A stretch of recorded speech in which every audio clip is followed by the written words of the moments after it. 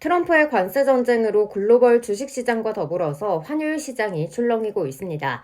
달러는 10년 만에 최저치를 기록했고 원달러 환율은 금융위기 수준으로 치솟았는데요. 과연 무슨 일이 벌어지고 있는 걸까요?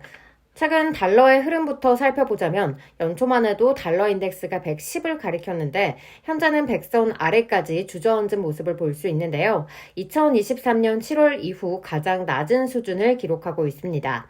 또 10일 기준 달러는 대표적인 안전통화인 스위스 프랑 대비 무려 10년 만에 최저 수준까지 떨어지기도 했습니다.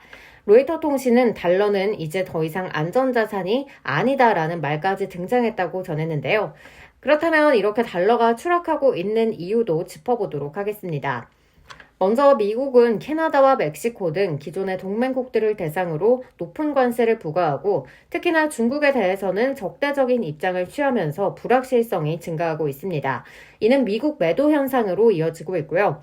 이로 인해 달러는 전통적인 안전자산 지위를 잃고 있는 모습을 보이고 있는데 그림에서 보다시피 실제로 짙은 초록색의 달러 대비 옅은 초록색의 엔화와 또 회색 라인의 금으로 수요가 집중되는 모습을 확인해 볼 수 있습니다. 하지만 이런 변동성은 완화될 가능성도 존재하고 있는데요. 중국을 제외한 타 국가들은 보복 관세로 대응하지 않겠다는 스탠스를 취하면서 최악의 시나리오는 피했다는 분석이 나오고 있기 때문입니다. 그렇다면 달러의 하락세 더 이상 진전되지 않을 수 있을까요? 이 키는 연준이 쥐고 있다고 볼 수 있겠습니다. 연준에서는 관세로 인한 잠정적 인플레이션에 대해서 우려하고 있는 상황인데요. 이에 따라 하나증권에서는 연준이 연내 금리 인하를 3차례에서 4차례까지 진행하기는 어려울 것이라는 의견을 내놨습니다. 실제로 연준의 점도표를 봤을 때 올해는 2차례 금리 인하가 있을 걸로 전망하고 있기도 한데요. 이 금리를 인하하게 되면 달러에 투자할 경우 받을 수 있는 이자가 줄어들게 되면서 달러의 가치는 더 하락하게 됩니다. 투자자 입장에서 높은 금리가 유지될 경우 높은 이자를 취할 수 있기 때문에 달러의 매력도는 부각되게 되는 거고요. 이러한 논리에 따라서 달러의 약세는 제한적일 거라고 보고 있는 겁니다. 3월 CPI는 예상치인 2.8%를 하회하면서 그래프에서 보시다시피 꺾이는 흐름을 나타내고 있는데요. 이에 따라 금리 인하의 기대감이 되살아나는 게 아니냐는 이야기도 나오고 있지만 현재 시장에서는 관세에 더 주목하고 있는 분위기입니다. 그렇다면 이렇게 달러는 지속적으로 약세 흐름을 이어가고 있는데 원달러 환율은 왜 금융위기 수준까지 오르는 걸까요? 아마 이 부분도 궁금하실 것 같은데요. 달러가 약해진 만큼 원화 가치는 더 약해졌기 때문입니다. 지난해 말부터 원달러 환율이 지속적으로 상승하면서 1,450원, 1,460원 선에서 등락을 반복하고 있는데요. 결론적으로 보자면 1,460원 선에서 계속해서 횡보하는 움직임을 보일 걸로 전망되고 있습니다.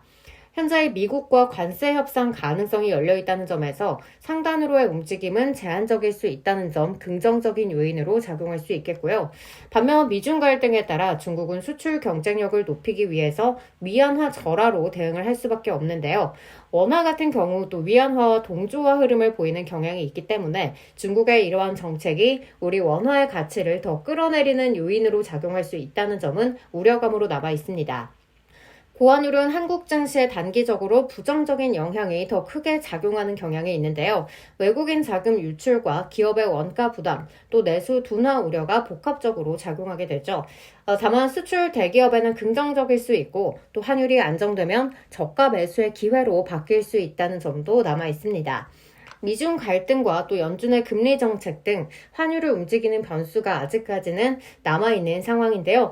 이에 따라서 당분간 환율 시장은 고도의 변동성을 피하기는 어려워 보입니다. 하루빨리 안정세를 찾아가는 시장 상황이 펼쳐지길 바라보면서 환율 시장에서의 변동성에서 우리는 어떠한 전략을 취해야 할지 고민해 봐야겠습니다.